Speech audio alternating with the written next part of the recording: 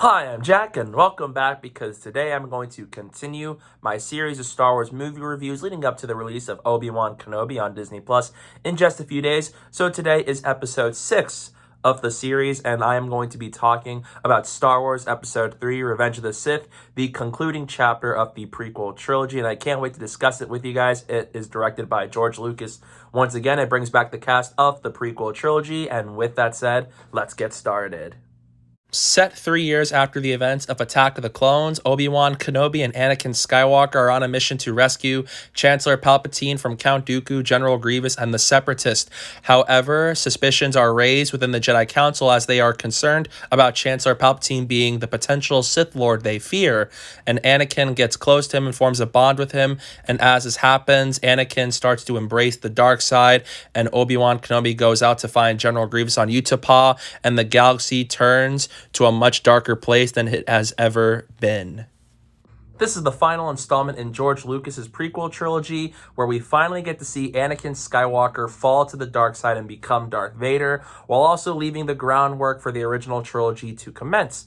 And after the Phantom Menace and Attack the Clones, which Phantom Menace I think is okay, and Attack the Clones I didn't think was that good, what does Revenge of the Sith hold up as? And I think it's great. It is by far the best installment in the prequel trilogy. This is the movie that I felt like George Lucas really wanted to make out of the trilogy. And it has some of the best moments to come out of the prequel trilogy. And it's one of the more darker installments to come out of it. Perhaps maybe even the darkest Star Wars movie of the bunch. It is the best movie in the trilogy, and it really caps off everything on a high note. And let's kick things off. I love that right when we see Anakin and Obi-Wan on their ships as they try to fly through all these separatist ships as they try to find Chancellor Palpatine and free him. The visuals already looked even better than what they did in Phantom Menace and Attack the Clones. A lot of CGI here actually works really well. There are just a few weak spots here and there, but a lot of the positives in that department far outweigh a lot of the negatives in the visual effects.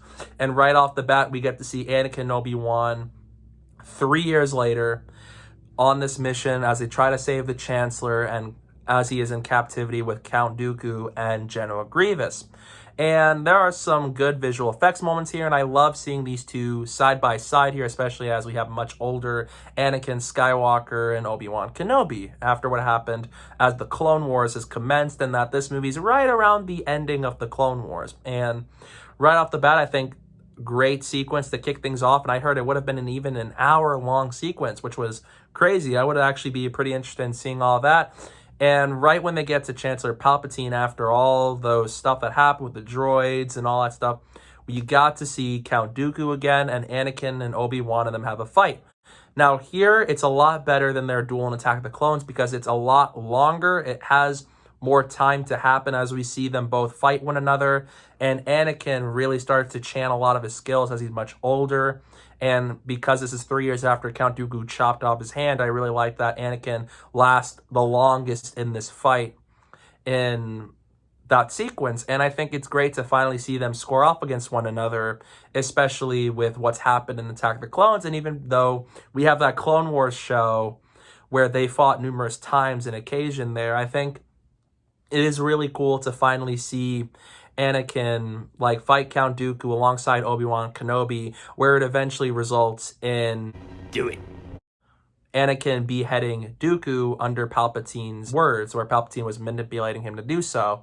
That was a great way to start to signal in this movie the dark side that is about to come out of Anakin, because Anakin starts to realize what he did was wrong, but that because Count Dooku was a madman and he just did a lot of bad things in the galaxy, that Palpatine, to manipulate Anakin so that he can turn him, I think it was a great way to kick things off by having him try to manipulate Anakin to kill Dooku. So that was great, and I think just the fight sequence there before then, I think just well shot. I like the visuals, and I think from a visual standpoint, a choreography standpoint, I think it's a lot better than in Attack of the Clones, especially because it's a lot longer. So I really appreciate that. And then eventually in this movie, we're introduced to the cinematic form of General Grievous. Now, I think the character is really cool. I really liked him in the Clone Wars, and so is the 2003 Clone Wars from what I saw of him here. And then in Revenge of the Sith, he's in this movie. He's not quite as powerful. I think he could have been a little bit more powerful in terms of what he's able to do, but I think with what the movie had, I think it made sense. We got introduced to him after they try to escape them, and I think it was cool to see General Grievous show up in a Star Wars movie, and he gets away. They had a little sequence, and then they crash land on Coruscant, where a lot of the stuff can really start to manifest. That's where we see that Padme is eventually pregnant with twins, which they didn't realize at the time, but Padme's pregnant with the children of Anakin and hers, and it starts to kind of jumpstart a lot of stuff that happens where they feel like that they still made sure that this is secret, that nobody knows that they are married. And I think it's great to see that continue as we see Anakin start to just see the flaws in the Jedi rule, with how it's like they can't be married, they can't have kids and all that stuff. And you see how that took a toll on Anakin because he loves Padme. And it's like he doesn't want to risk jeopardizing what he has, especially for it, even though he will do anything for them. And when it comes to the score, I think this is one of the best Star Wars scores ever. John Williams always delivers with his scores, especially for some of the weaker Star Wars movies. But this is one of his best ones. If you remembered my A New Hope review, I said A New Hope, Empire Strikes Back, and Revenge of the Sith has the best scores. And even on rewatch, I still think it does. I love the tracks of Battle of the Heroes, Anakin's Dark Deeds, the ending, and just there's a lot of excellent themes here where I felt the weight and I felt the moment listening to those scores, and they are placed perfectly. And I just love just the orchestra and John, how they are able to compose all this music for these moments in the movie and sequences. And I think it's just terrific. It is very haunting to listen to some of these tracks too, because like I said before, this is the darkest Star Wars movie. Empire Strikes Back is one of the more mature movies, but this one I think is by far the most mature and darkest of the 9 movies.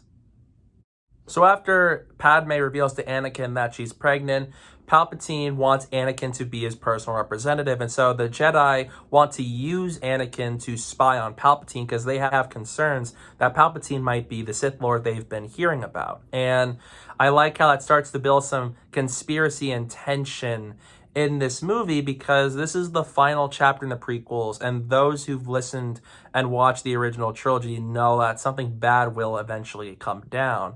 And so I like that we have a scene with the Jedi Council and Anakin where a lot of the stuff before it starts to head out, and thanks to the memes, we got scenes like this. You are on this council, but we do not grant you the rank of master.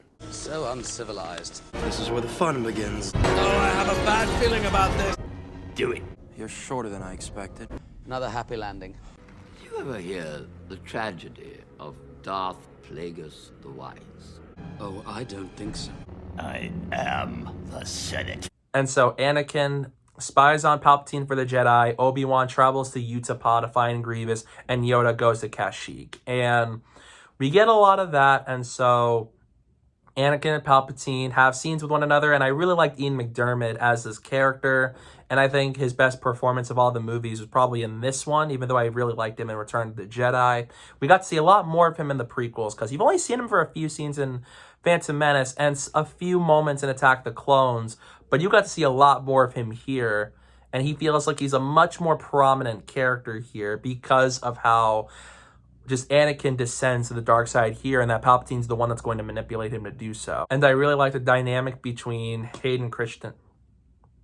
And I really like the dynamic between Ian McDiarmid and Hayden Christensen. And for the acting as a whole, I think this is the best acting we've had out of the trilogy. I feel like in Phantom Menace and Attack of the Clones, it felt kind of wooden in that some of the actors don't feel like they were as invested in the story as some others were.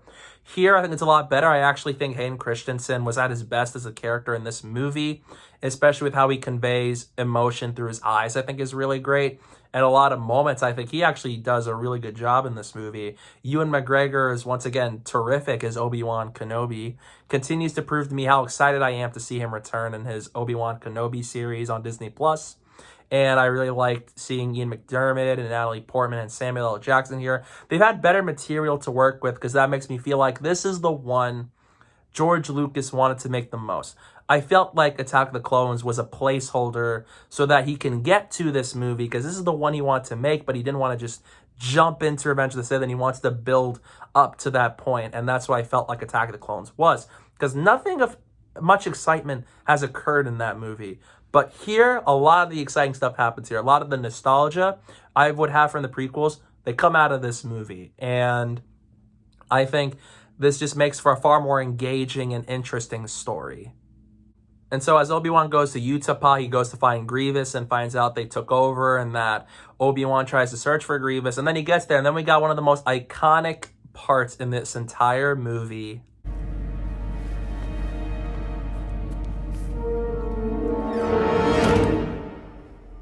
Hello there.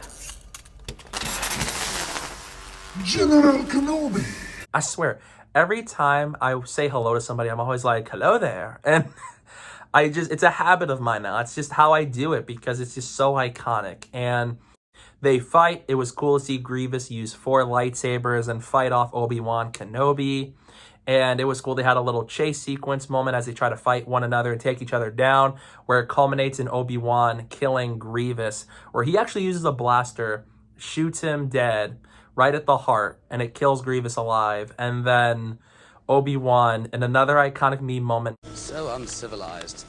And then we follow Yoda on Kashyyyk, who tries to stop the Separatist invasion over there. So he teams up the Wookiees, where we actually see Chewbacca again for the first time since Return of the Jedi, and a much younger Chewbacca. And I think it was just cool to see the war on that end, because this is one of the Star Wars movies where visually it's the best one of the prequels. And we got a lot more action here than what we did in the previous 2 installments. And it had a far more compelling narrative to offer to us in this trilogy. So I liked seeing Kashyyyk here and seeing the Wookiees against the Separatist invaders. And then we follow Anakin's storyline where he's with Palpatine at a show. And Palpatine asks Anakin, Did you ever hear the tragedy of Darth Plagueis the Wise?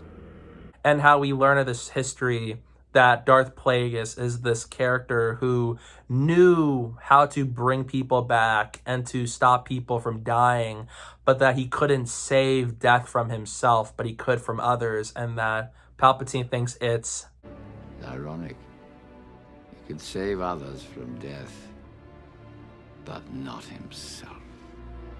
And it's a great sequence from the score. It feels mysterious. It feels ominous. And it was just a really tense scene between these two characters, because Anakin knows he's a Jedi and that he's trying to do this for the Jedi. And then Palpatine starts to realize, the Jedi sent you to spy on me, did they? And Anakin is just trying to do what he's been asked with the Jedi. But then Palpatine's really starting to do things to make Anakin turn to his side.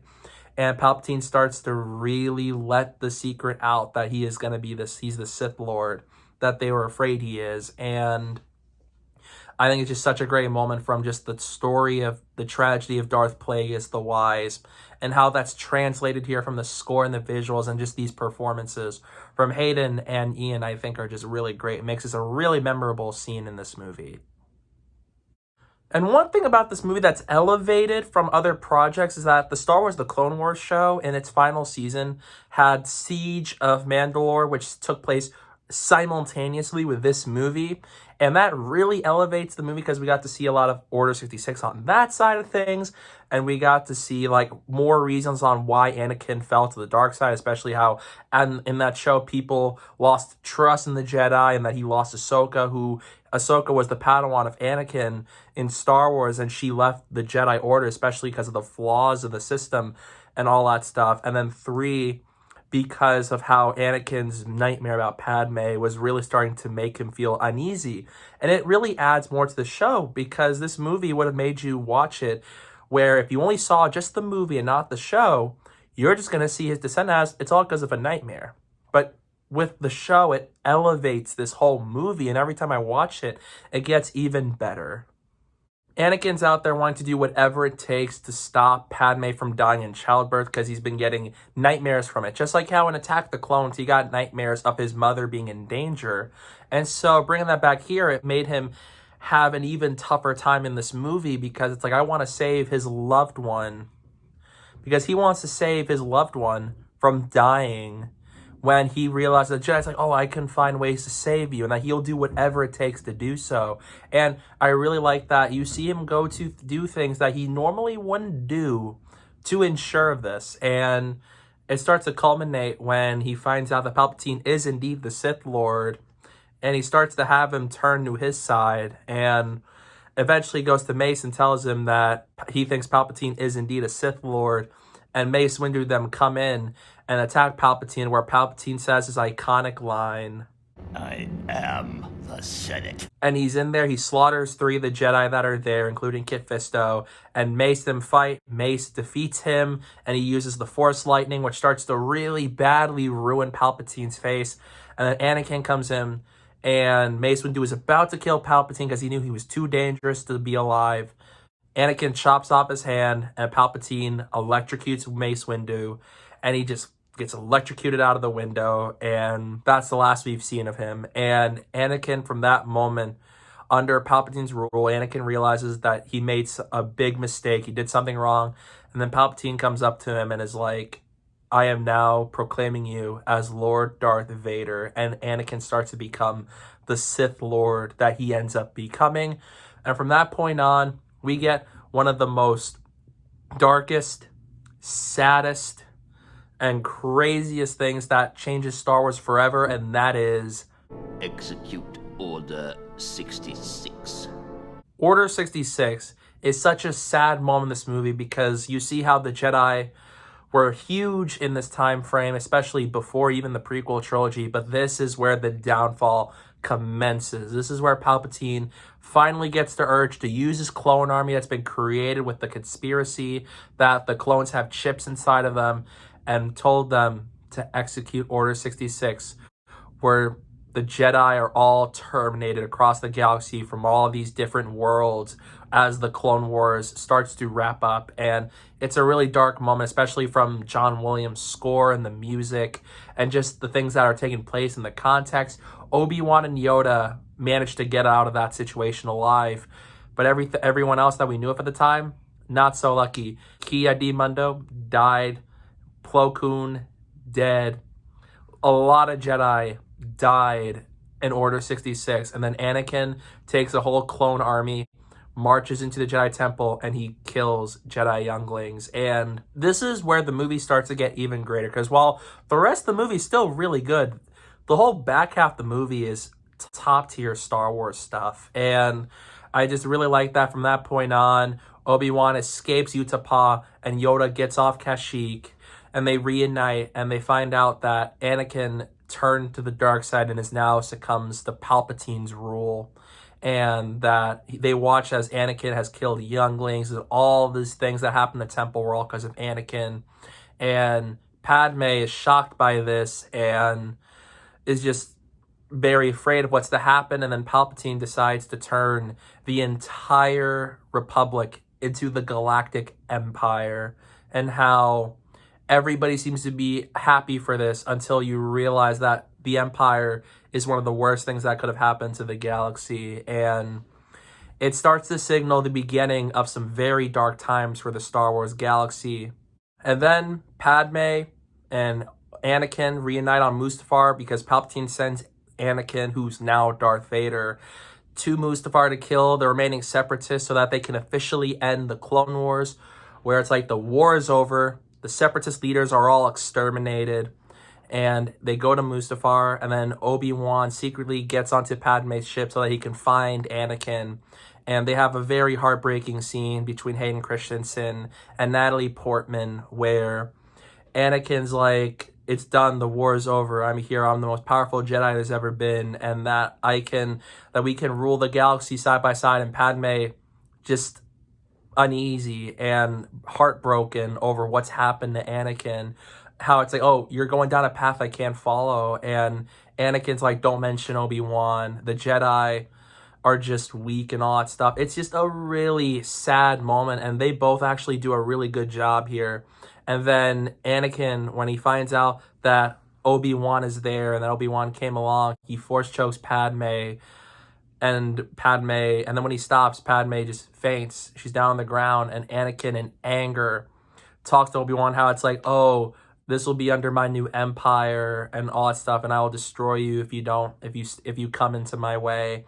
And we have right here one of the best duels in Star Wars history with Battle of the Heroes. It is one of the best lightsaber duels in the entire franchise, and I felt like it had the most weight emotionally than any duel in the prequel trilogy. While as much as I love Duel of the Fates, the one downside to it is I didn't really feel as connected to those characters the way I am with Anakin and Obi-Wan. So here, I felt a lot of the tension and the weight, and that the entire climax is on the movie's shoulders when it comes to Battle of the Heroes. And it's really sad to watch the scene, and it's really sad to watch the sequence because it's Anakin and Obi-Wan. They have like a bond. And it's just so sad to watch it break as Palpatine turned Anakin to the dark side and made him his new apprentice. And Obi-Wan just watched that all these horrific things are happening. Order 66, Empire, Anakin. It's a really sad sequence just watching these two fight and try to kill each other, especially after all the things that have happened here.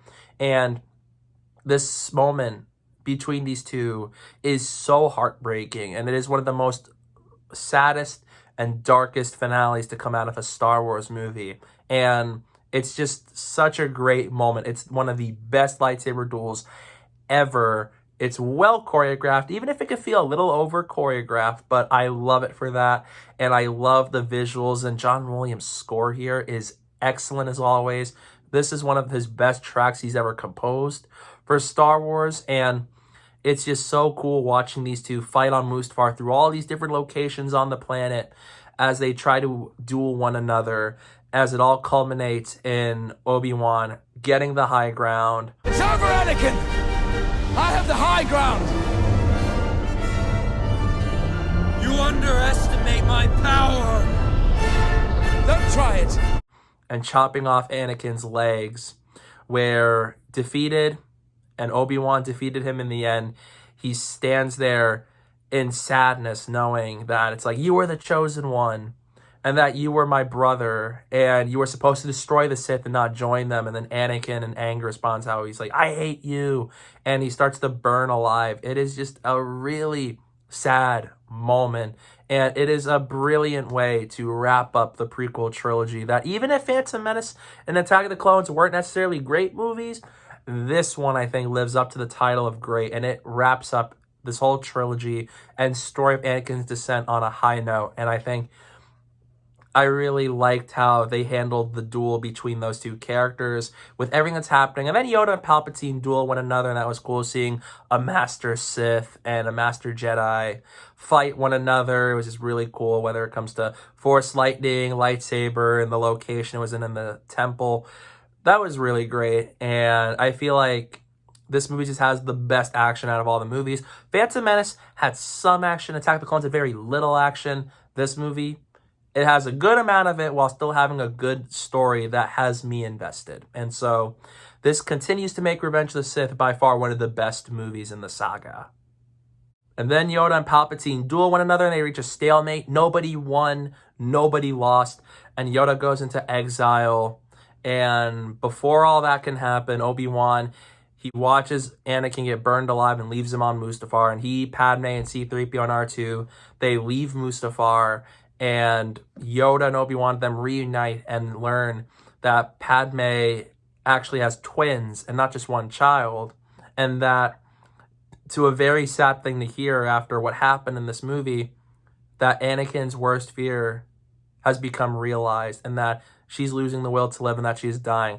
One theory I heard of this that makes this really interesting is I hear that Palpatine, through the Force, killed Padme from a distance so that he can have Anakin under his control. And I think it's not entirely proven, but I think that could be a possibility, and that would be an interesting one, with that, especially considering how powerful Palpatine is with the Force. And it's just sad watching how, as Padme gives birth to Luke and Leia, that is also the birth of Darth Vader in the mechanical suit. That's when he fully becomes entrapped and inside of that iconic Darth Vader suit we all know. And it's just a really sad moment. Continues to make this one of the more sadder installments in the franchise, because as Luke and Leia are born, the two lead characters of the original trilogy, it's also the birth of its villain in the Darth Vader suit. And we react with a really sad scene where he is there Anakin in that Darth Vader suit responds, and he's wondering, is Padme okay? Is she alive? And Palpatine responds to him,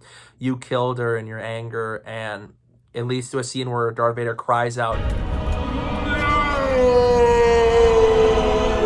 Just knowing that his worst fear has become real, and that everything that's happened in this movie, he was unable to save Padme from death.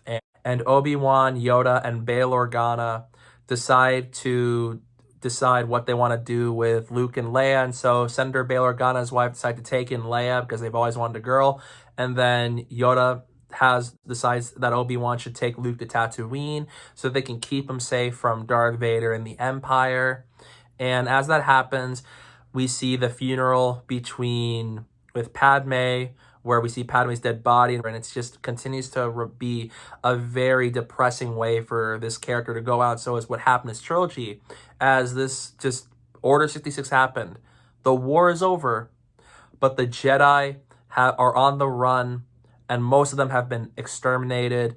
Obi-Wan and Yoda now go into hiding, and so Yoda goes to Dagobah, and then Obi-Wan goes to Tatooine to deliver Luke to Beru and Owen Lars, which sets up A New Hope.